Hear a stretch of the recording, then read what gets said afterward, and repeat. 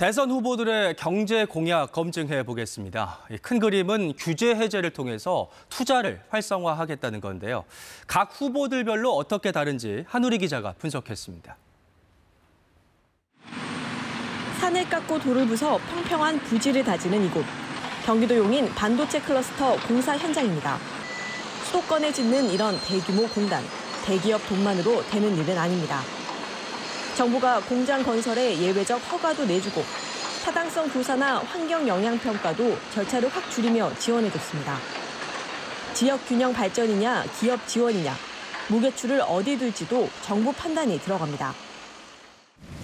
정부의 수도권 반도체 메가 클러스터 조성 계획에 원주가 소외되면서 구미가 빠지면서 국가 반도체 전략에서 소외되는 것 아니냐는. 이렇게 대규모 공장 단지를 수도권에 조성하겠다고 대기업이 발표했다는 가정을 해보겠습니다. 지금 대선 후보들이 대통령이 되면 어떻게 반응할까요?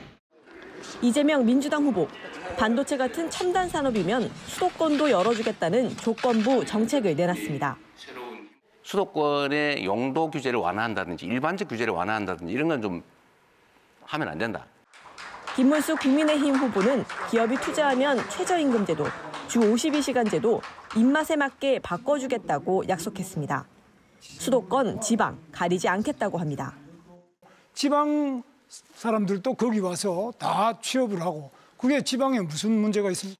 이준석 개혁신당 후보는 해외 나간 기업이 지방에 돌아와야 한다며 유인책으로 외국인 노동자에게 최저임금제를 차등 지급하자 합니다. 최저임금을 그리고 법인세를 지방에서 지자체와 지방의회가 정하도록. 기업 규제 관련 공약들에 대해 KBS 공약검증자문단은 구체성에서 평균 이상 점수를 줬습니다. 다만 김문수 후보는 큰 틀만 제시한 수준으로 평가했습니다. 현실성은 모두 평균 이하였습니다.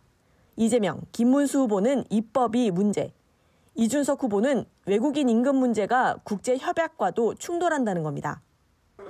권영국 민주노동당 후보는 오히려 대기업이 장악한 필수제를 공영화해야 한다는 점과 노동 환경 개선에 무게를 뒀습니다.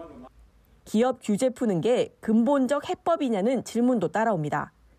자문단은 저성장 원인이 단순히 규제 때문은 아니고 과도한 규제 철폐는 불평등을 강화할 수 있다고 지적했습니다.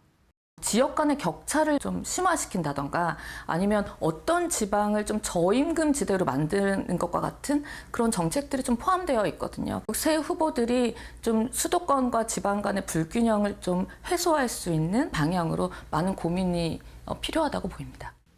권 후보 외의 후보들은 미국 트럼프 정부 관세 압박에 대기업들이 국내 투자를 줄이는 상황도 기업 지원으로 풀겠다고 입을 모았는데 전문가들은 정치 사회적 안정과 인력 확보 등 패키지 정책이 필요한 문제라고 했습니다. KBS 뉴스 한우리입니다.